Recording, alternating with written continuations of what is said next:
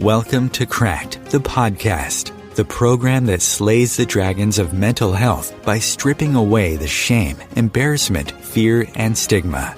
Because mental health isn't something that affects just some of us, it applies to all of us. Here to shine a new light on areas of mental health that often go unvisited are your hosts, Rebecca Schaper and Sandie Sedgbeer.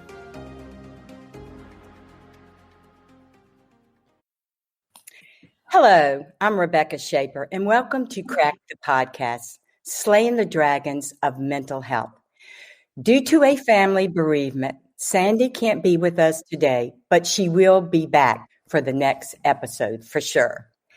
Dr. Naomi Kehati Bronner has been a clinical psychologist in private practice for 15 years. Born in Israel to a Yemenite Jewish immigrant, she was an officer in the Israeli army where she focused on women's issues. She earned her bachelor's from Tel Aviv University, an MA from Boston University, and PhD from Columbia University in New York. The focus of her practice is on traumatic memory.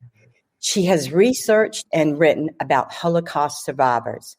Her doctoral dissertation was on sexual abuse. She is writing a memoir about her family's collective trauma. She is married to an American journalist, has 2 grown sons, and lives in the New York area. Dr. Naomi Bronner, welcome. Thank you so much. Thank you so much for having me. Of course, and thank you for being here. Can you speak about how trauma affects mental health? Oh, gosh. Of course, I think trauma is sort of the source of mental health. So let me just say that in my practice or my listening and reading trauma literature for many, many, many years, I've come to think about trauma in maybe 4 major areas, and it is actually improving and increasing in terms of what we know about trauma. One is the trauma that we've known very early on, which is a shock trauma that came to our attention when veterans came back from the war. We didn't know what it was. And slowly, we came to understand that this was a traumatic event for them. Mm-hmm. The second kind of trauma that sort of evolved in our understanding is a trauma which is called developmental trauma.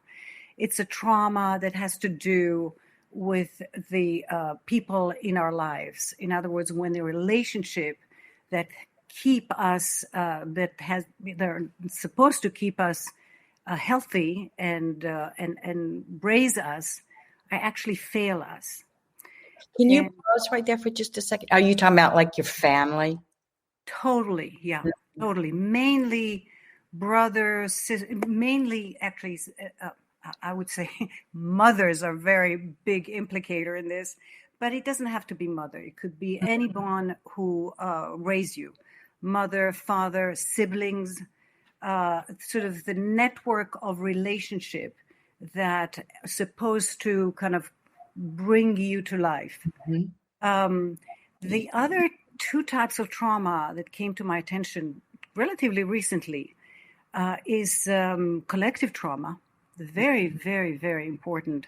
Something I was not paying that much attention, I would say, before the last 2 years, and I owe it to a person by the name Thomas Hubl, Hubl, who actually brought it to our attention with his workshops and work with just around the globe with people. And it came to his attention the meaning and the magnitude of what collective trauma, such as slavery, such as war, such as migration, such as even trauma of race, of gender.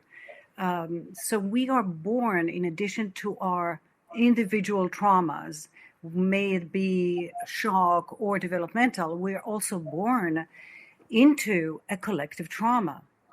And this is a much more amorphic situation because we're not always aware of what are the collective trauma that we're born into. And the other trauma, which is related to it, is ancestorial trauma. And it's something it's becoming more and more understandable and more in the forefront of our consciousness, that we are not only the sum of our individual trauma, we're also we're affected and shaped genetically, energetically, on all levels by ancestral trauma. Yeah. So we're not only, so we are a composite of all those traumas.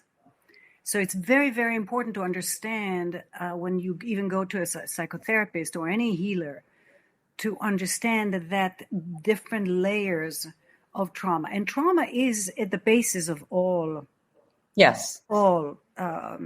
difficulty, mental health difficulty in life. Absolutely. Yes. And after reading some of your memoir, it was just so compelling and profound, your trauma as well. Yeah. Well, do you want to expand on that? Yeah.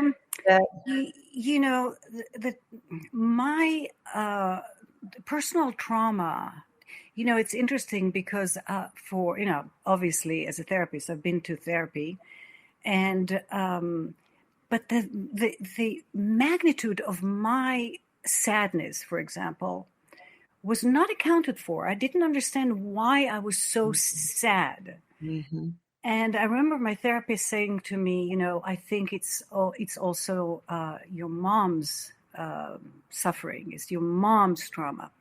So we do keep, we energetically exchange, our parents' trauma, parents' energetic trauma, and it becomes part of us. So, for example, patients, when they say to me, I don't really have a very good mother, a very good parents, and they really took care of me.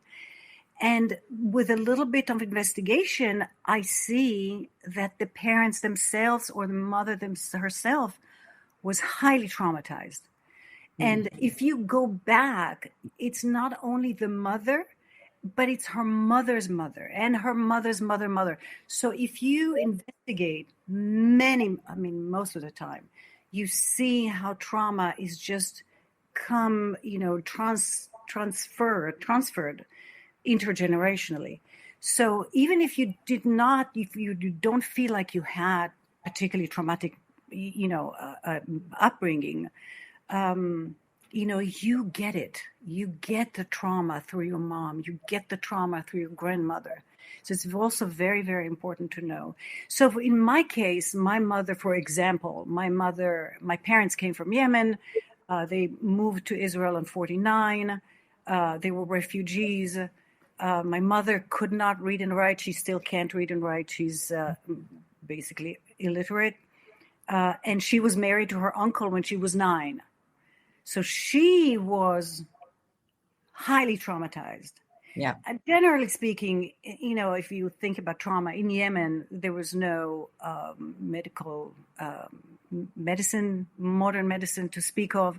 So people died constantly. It was really literally like the 12th, 13th century before modern medicine.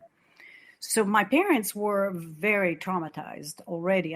Just an example, my father used to say that they would bury people without really knowing whether they are dead or alive. Mm-hmm. And my father, when he was I think 14 or 15, participated in a funeral of someone who, came to life while they were burying him. Wow. So, and his own mother probably lost about, 12 children. So these are women that constantly, bore children every year, and children would die, malnutrition, diseases, and children would die. So my traumas are very much my parents' trauma. I mean, you really can't separate. Yeah. And even if, my father became an alcoholic, which was really a drag for us, it was very difficult. I'm the oldest of 6 children. Knowing, sort of taking kind of a distance look, a zoom out look, he was highly traumatized and with no tools to actually deal with his trauma. So my traumas are their traumas too. It's important to see. And talk about emotions. I know we had a conversation the other day and you said E is energy, emotion. Yeah. Do you feel like you picked up all that energy and that's why? Oh my goodness. Can you expand on that? I would love for the listeners for you to go more in depth. I found that very fascinating. Okay. Look, emotions are energy in motion. Mm-hmm. So what we exchange with the world, and particularly when we are very young, babies, in any age, we exchange energy with our parents, with everybody around. But the most important effect for our life is the effect of our parents. So we certainly exchange energy with our parents, and with emotional energy. Emotional energy we exchange with our parents, no question. But when I talk to my patients about their emotions, it's very important for me to tell them that, first of all, they have not invented anything.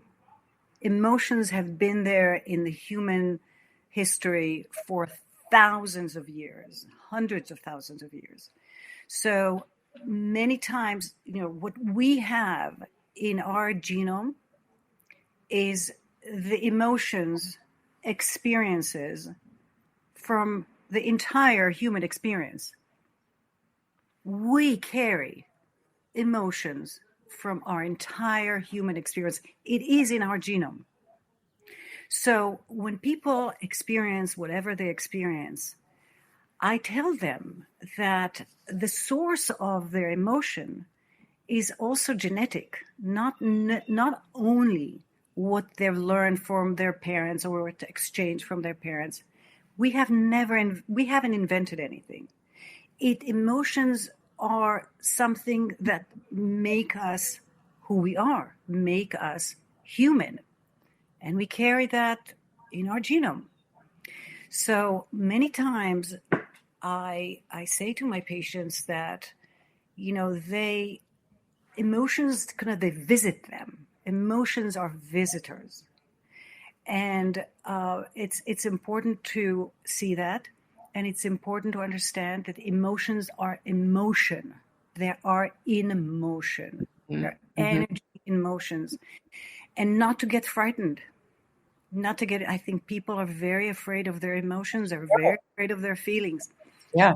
And as a result, they don't give themselves, they don't honor whatever visit them. And when you are afraid, you resist. You don't allow you don't allow the meaning of that emotion that is visiting you from coming to your consciousness and expressing through your consciousness what it means. So if you feel anything you feel, first and foremost, what you need to do is meet this emotion with curiosity and not fear. Right. That's the main thing, because if you want to grow and you resist it, you resist that visit, right, that comes to inform you, comes to let you know something, right? But if you resist it, you don't allow growth. Right. But if you meet it with curiosity, like what is it? Why is it visiting me now? Right? What can I learn from it? Right. Pause. It's very hard for us to pause when we're so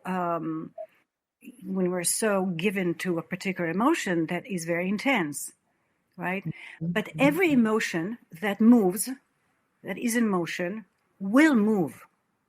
But is it up to the individual to make it? It is up to the individual, not, and it's a practice. It's not something that, you can switch off and on. You Right, got exactly. understand what's going on and really meet your feelings with curiosity. That's the most important advice I can give people, because you learn something for yourself and you grow. Do not. I totally understand that. What about like the individual that is so blocked and is in that fight or flight mode, and this huge eruption of emotions blow up and you're just stuck? And you what do you do in cases like that? Very good question. It's a very good question. I my perception of growth is all about consciousness. It is all about consciousness. The way I see it is that we walk a certain path of our life, having a certain boundaries that we know, understand, feel, experience of our consciousness. The more consciousness you bring to it, the more unstuck you become. Right. And it is a process. It is not a switch off and on. Right. It is. So even if you meet your experiences from a place of stuckness or a place of numbness, it is a level of consciousness that you can bring at that moment. At that moment. It's very important to say at that moment, because things are shifting, could shift all the time. Yeah. And when you work on your consciousness and allow yourself to say, okay, this is what it is now for me, right? It's not doesn't have to be this way for the rest of my life. It is now. And with the process of expansion on consciousness, it is like, it is, obviously it's what I do, it's it's self-inquiry. It's self-inquiry. That's what I do. And self-inquiry is consciousness. So every time you understand something about life, your life or the life around you, or having a spiritual perception of what life is, that there is a bulb goes off, and then another bulb, and another bulb. And accumulatively, suddenly you feel like, oh my goodness, I'm walking in a path that is more lit, right? Is that like another level of consciousness? Exactly. Yeah. Exactly. That's what I said to my patients. I mean, we all do. It's all consciousness. Yeah. When we bring information from our lives, archetypically or individually, which has to do with the collective, which has to do with your individual experience. This is the expansion of consciousness. There's nothing else to life, in my opinion. Right. There's nothing else to life. Right. But consciousness. Do you believe people are, see, how can I articulate this? That people have a soul contract when they come in to take certain trauma on? I'm just curious, what are your thoughts about that? Just a quick example with my brother who was diagnosed with schizophrenia. And you saw the film. I think because of his sensitivity, he just absorbed all of what you call the energy, the emotions. Was that part of his contract to take that on? I mean, help me I would love for the listener. I can tell you what there has been meditation about my life. Okay, and in that sense, about 15 years ago, I had a dream, and the dream was about when I was I was standing on the globe, on the planet, Mm-hmm. and I was meeting, in the dream, I was meeting aliens. And it's a really incredible dream. Yeah. So meeting the aliens, and I said to them, "How do you do? Nice to meet you. I'm going to be your translator for Earth people." I love that. Yes. It was an incredible dream. And, I was in therapy at that time, which was most of my time. And we thought about, what kind of dream is this? Is it a dream? Is this a revelation? Yeah. Is this a vision?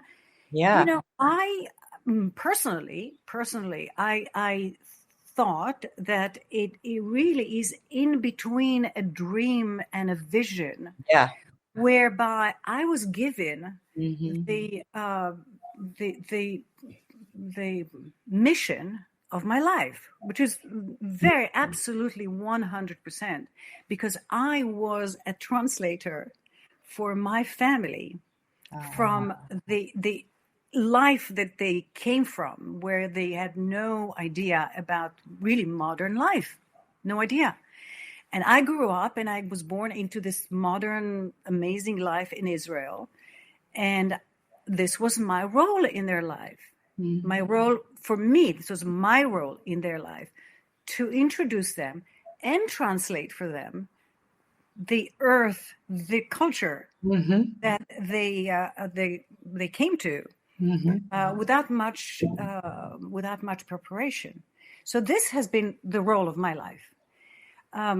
So, and I do believe, my sense, which is just my perception, right? I believe that people come here with a task. Yeah. They come here with a mission. Yep. And they come here to embetter their soul. Yeah. That's just my perception. It's a soul school. Yes. It's a soul school. I absolutely, and I agree with you 100%. I mean, that dream is just amazing, and you are living that dream now. 100%.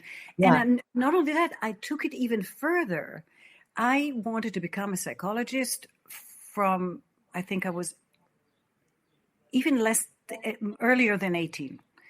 It was extremely clear to me. And, when you think about my life, there was nothing when I was growing up, 18, psychology was not a big presence in my life. I mean, you can imagine my parents didn't know anything about psychology. Right. Even the culture at that time, I would say late 60s in Israel, not here. Right. Was not particularly laden with psychological jargon. And I wanted to be a psychologist. I have no idea where it came from. No idea. And from that point on, I went through so much to get that done. It was just a burning thing in myself. And this was my calling. So in other words, what I'm saying is that the translation of culture of language from one language to another language continued with my profession. So I do believe that we come here with a mission. Yeah, I do. Well, I do too. And you're right. This is soul school. Yeah, totally. Yeah. And for my experience and my experience with my brother, I see it. He came, I can see our contracts together.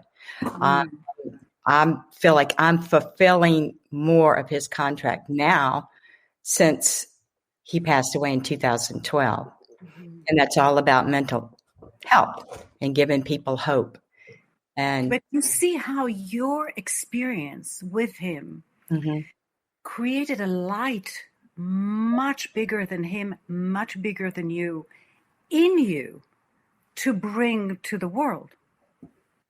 Yes, I do. And I hope that the listeners can really be inspired by that, just from our experiences. And that's the only reason why I say what I say. It's because if they are aware of that and are open to that, it gives them even more purpose and drive to be alive as well. Absolutely. Because some 100%. people get so overwhelmed with emotions, they want to. I can't. You know what I mean? Yes, absolutely. Someone here is asking, how does one, what their mission is? I think that the effort should go into allowing information to come from within. Yep. And that's what it brings me back to trauma. Because what happens in trauma is that there is a divergence. Mm-hmm. Trauma creates a divergence from our being. Because we have the two, it's not a coincidence we're called human being, right? Right. We have a being aspect to us that we come in the world. We can call it a being, we can call it a soul, we can call it essence. This is our being. Yes. And this is what is yours, and it's non-changeable. It's consistent. If you drop into it, you see that it's been with you throughout your life. This is kind of I don't know if identity is not the right word. It's a presence. Yes. The presence in you. And then go ahead. Hold that thought, because we got to go to break. But let's after. Yes, this is just so fascinating. I just realized that we got to go to break. But hold that thought, and we'll pick it up after break. Sure. Okay. The Real Conscious Connection. OMTimes Radio. IOM FM. OMTimes Magazine is one of the leading online content providers of positivity, wellness, and personal empowerment. A philanthropic organization, their net proceeds are funneled to support worldwide charity initiatives via Humanity Healing International. Through their commitment to creating community and providing conscious content, they aspire to uplift humanity on a global scale. OMTimes, co-creating a more conscious lifestyle. Hello, I'm Sandie Sedgbeer, host of OMTimes Magazine's flagship radio show, What is Going On? My passion is sifting through information, research, and innovations from new thought teachers, speakers, and researchers pushing back the boundaries of what we know about life, energy, metaphysics, and the universe. I love shifting perceptions about who we are, why we're here, and how quickly impossible becomes normal when we open our minds, expand our awareness, and accept that the only limits that exist are those we place upon ourselves. So if you're the kind of forward-thinking, eager investigator of what lies beyond the current reality that most perceive, why not make a date to come play with me in the field of possibilities at 4 p.m. Pacific Time, 7 p.m. Eastern Time every Thursday, and together we can discover what's really going on.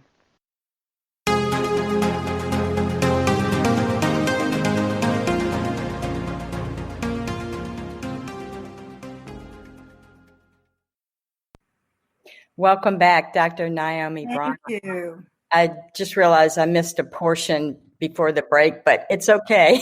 We're good to go. Okay. So let's pick up where we left off. Want to? Okay. So I wanted to talk about the human and the being, right? Mm-hmm. And how trauma interferes with this union between the human and the being. So what we said before is that the being is something we come to the world with. You want to call it an essence. You want to call it soul. It's something that unique to you and you came to the world with. And it's unchanged. It's unchanged, consistent. It's been there all your life. It doesn't matter what happens to you. It is there. It's a presence that it's there. And the human is what we are conditioned. We need to become humans. And we are being brought to our humanness by people, by mother, father, family, community, country, the globe, whatever it is. That's the human family. Now, what I came to see is that trauma interferes with this union between the human being. The human being, for it to work very well, needs to be in synchrony, needs to be aligned. And trauma interferes with that. Trauma interferes with that. It takes one away from one's essence. It takes the human away from the being. Yes. And there is it depends on severity of trauma, of course. There is a divergence between those two lines. And I see many people who are depressed, and other host of difficulties with living and life. They're just strayed too far from their essence. And they could be even graduate of Harvard, who is a fantastic student, but that life forced her to be super achiever, right?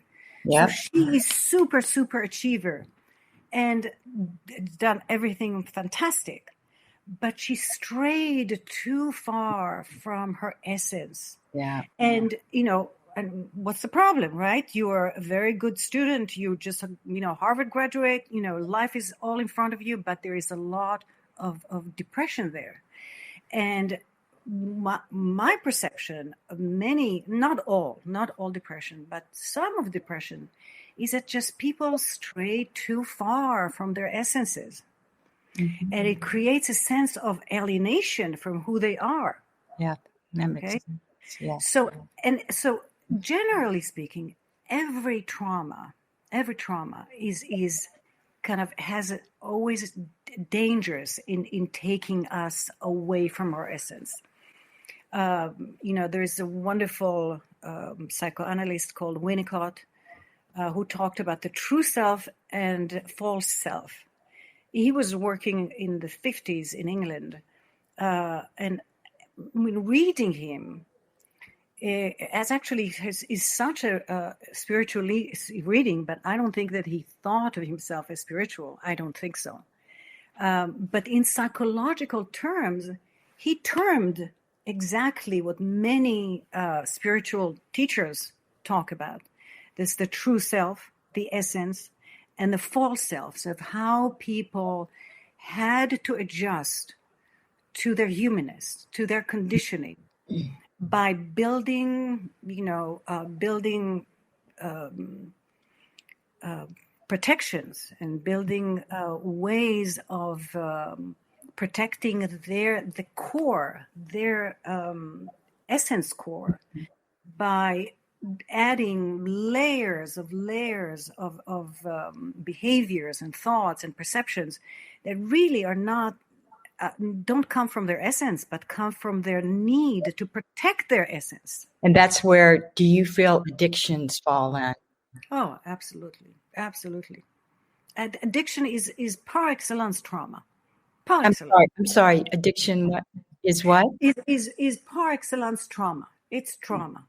Yeah. There's no addiction without trauma. And the other thing is that I heard, it's not my original perception, is that when we deal as therapists, when we deal with trauma, we come to the trauma in its echo, right? When I see a 35-year-old, a 25-year-old, a 45-year-old, I see the echo of the trauma, right? I don't see the trauma. So we, it's this Thomas Hubble who perceived it or conceptualized it in this way, and I think it's brilliant. There is when trauma happens, it's the ground zero of trauma. Okay. Right? It happens in ground zero, but what you feel and see and sense in adulthood, or not in adulthood, throughout life, is echo. It's the echo of trauma. So when people come to me, that's what I'm looking for. Can you give an That's example? Like, say a patient comes in and you see that. Can you walk us through the echo trauma? I mean, give us an example. absolutely. Like a patient who usually so much has to do with the relationship, but a patient who is very obsessed about relationship with someone she met 2 or 3 months ago. Mm-hmm. And she gives that person so much power over her, right? Mm-hmm. And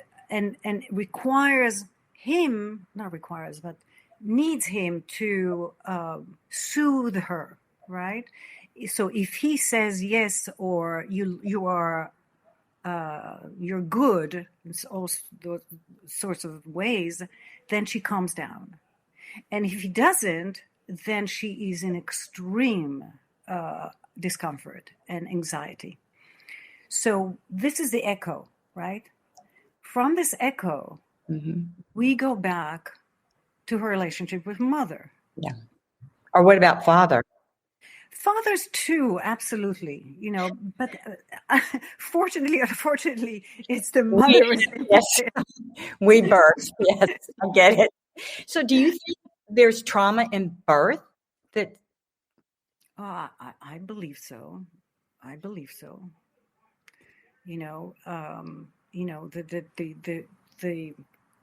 The small room of comfort and warmth, and everything is protected by the uterus. Suddenly you are assaulted by your 5 senses. I don't know how else to think about it. Your senses of hearing and seeing and tactile. It's suddenly it's like you're assaulted by it. Wow. And it's up to the mother who gave birth to you to handle and bring it very gradually, mm-hmm. Into the world. Mm-hmm. So that's what we're doing. That's what I'm doing. I call myself a trauma detector. I love that. I am yeah, that's what I do. I detect the trauma, and sometimes I go in and I think, there's a siren goes off. I am on the right track. There is trauma there. Because that's what is, you want to unpack it, and you want to understand, why you do what you do, why you behave in the way you behave. That doesn't mean that it goes away immediately, right? It doesn't mean that. Right. It's a process. It's a process, and it's a very low grade process. It happens very, very slowly. There is, however, I want to say something about something that is the front line of mental health, and I think people should know about this. I'm looking at the I'm thinking questions. If we want to answer one of these, go ahead and finish. Okay. Let me just say that, because I think it's an upcoming field in mental health, and it is it's called psychedelic. I mean, it's called psychedelic. It's not new, and it has a resurgence in its potential benefits for mental health. Mm-hmm. And those potential benefits seem to be incredibly promising.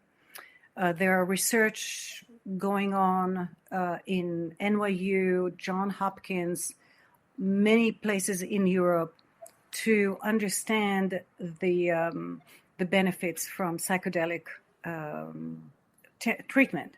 And by psychedelic treatment, I mainly put the emphasis on 2 kinds of treatment.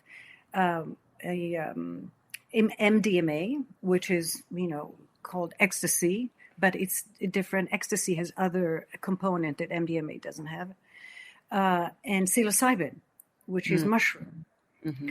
So, and those are known to have experiences that sort of expand your consciousness, because we are sometimes so locked in a particular consciousness, we just don't know how to be different. That's that stuckness right there. Yeah, exactly. And, people come to me and they say, I want to be a better mother.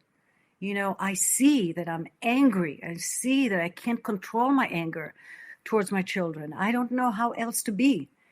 And we work and work and work. And sometimes, the work is so slow. But this has the potential to just unstuck you. Wow. It really is very, very powerful. Now, it's illegal right now. Yeah. But some of it, ketamine is legal, and you can go to a therapist, psychiatrist, and get ketamine treatment, and they are very, very useful and helpful. Just people should know that it's available for depression and anxiety. It's not as well known as it should be. And we all hope at some point that this fabric would grow bigger and more psychedelics will find their way into really FDA treatment. Yes, exactly. What about people who have psychotic episodes? That's a very important question, Rebecca, because people in those research that's going on, they have to weed out that psychosis, because you do not want to get a psychotic, and it is a problem. So you have to weed out potential psychosis. You cannot have that. If you have any psychosis in your family or were close to a psychotic depression experience yourself, you cannot use that. Very important. Yeah, I can imagine it would just really mess your mind up. Absolutely. And I can't even imagine that journey trying to get that individual back. No, it's very important. I recommend the book, if someone is interested, I recommend the book, How to Change Your Mind by Michael Pollan. Yep. And this would give you a lot of information about the issue. I was just doing some research on him the other day, and I think he would be fascinating to come on here and talk about that as well. Yeah. This is just extremely fascinating. Do you see a question you would like to address? Yeah. Could you do more on childhood sexual abuse and the trauma? This is incredibly important. It's very difficult to heal sexual trauma, although it is possible. Definitely, I worked with survivors of sexual trauma, but I have to say that it is difficult. And what I watched and got to know is that psychedelic is very beneficial to any trauma, including a sexual trauma. It just takes you away. It expands your consciousness and allow you to experience a self that is not only based on your trauma. Okay, I hope I made it that clear. But it is about the unpacking of what happened and putting this in perspective and creating narrative. Every trauma needs a narrative, because trauma tend to be in your body. And when they're not narratives in your mind, they are in your body. You need to create narrative. You need to put them in perspective. You need to create stories. The more there are stories, the less they're in your body. Okay, it's very, very important. The first person who wrote about trauma, it was a Freud contemporary, Pierre Janet. Pierre Janet. And he wrote and thought about trauma in a very, very, was amazing to his time, was incredible. I based my research with Holocaust survivors on him. And that's the main thing he said: trauma needs to be put in perspective, put into meaning, and create narrative. So that's something that's very important. But to the body, when someone has trauma that is and is in the body, then you need other modalities like somatic experience, which is another modality for therapy. Just something that is important to understand that exists. And you want to. So how do you put it in a narrative if it's in your body? I mean, can you give me an example of that? Everything is a story, right? Yes. Yes. So if you have memory, if you have a memory, not everybody has a memory. If you have a specific memory, and you fill it. This is like a skeleton, right? You fill it with flesh. You fill it with content. And the content has to do with all the people around it, right? Let's say it was an uncle, right? Let's say you were it was a particular family event. The more you zoom out from this event, because we tend to zoom in so much, right? We're in it. We live it. It disturbs us. It's in our bodies, in our tissues. When you zoom out, there is something very relieving about understanding the whole picture. Yes. It's not, it will not cure you, right, but it will give you a breadth of perception. Yeah. And would put you in that context. Yes. I agree. I was abused by my father, but I knew it was not of him, but I did have an understanding of it because he was abused as well. I'm not undermining it at all. It was, I think it was ancestral. And so that, Very important, Rebecca. I think that, when someone hurt us, right? Someone who was our guardian to protect us, right, and hurt us, it's a very, very challenging thing to deal with. Very challenging. But it also has to do with level of consciousness, I think. The higher you reach, the more able you are to see the perpetrators also as victims themselves. And if you reach that place, which is not an easy place, no, not an easy place at all. Right. But when you reach that place, it is so liberating. Yes, it is. It's freedom. So liberating. And it's part of forgiveness as well. Exactly. It's a process. Again, it's a process, and it's a path. Some of us have to take in life. For example, I was like, I couldn't believe how my father, had to, I'll give you a small. I think it's a wonderful story. How I was. In school, I was a very good singer, and I was a good performer, and I was given the part before we finished the 8th grade to sing a particular song to end the entire 8th grade. It was a huge honor and a huge a performance, and my teachers worked with me so hard. And just before I go on stage, my father, who was the janitor in the school, my father says to me, "Where are you going?" Because I wore a sleeveless suit. And he says to me, "Where are you going?" I said, I'm going to sing. And he's seen me sing in the past. He says, no, you're not going like that. You're not going like that. You're naked.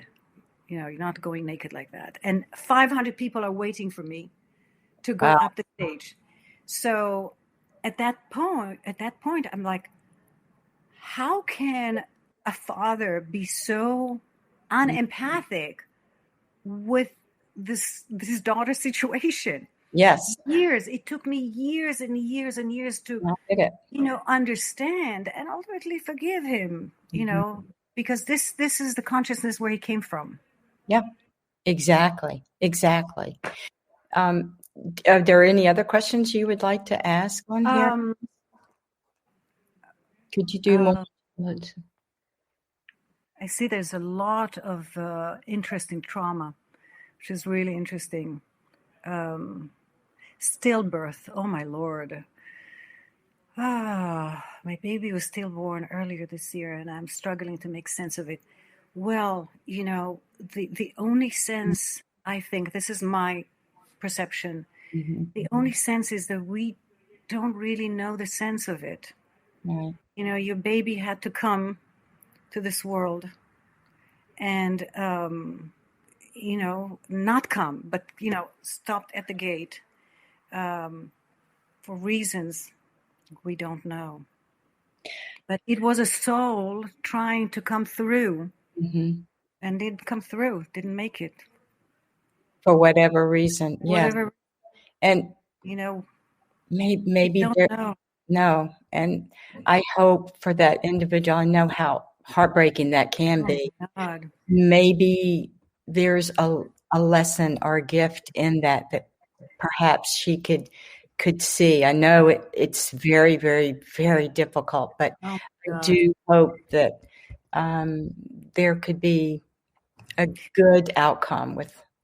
It is very difficult for people, for women, parents who are so grieving, to say there is something in it for you to take. It's very hard. Yes. Because the pain is so intense that you don't understand what can come up from pain. Right. But there is something in turning, like you, for example, in turning our suffering into growth. And it's a law of human experiences, turning our suffering into growth. Don't waste your suffering. There are lessons there. There are things you can take to grow from, or maybe help others with similar situations. But I'm saying it's very hard to say to parents, Yes. Absolutely. My heart goes out to her. Yes. How do we deal with the trauma of those close to us? Oh, that's a very good question. We've got 2 minutes, 3 minutes. Yes. Yeah. Can you answer that in a couple of minutes? I can try. Go for it.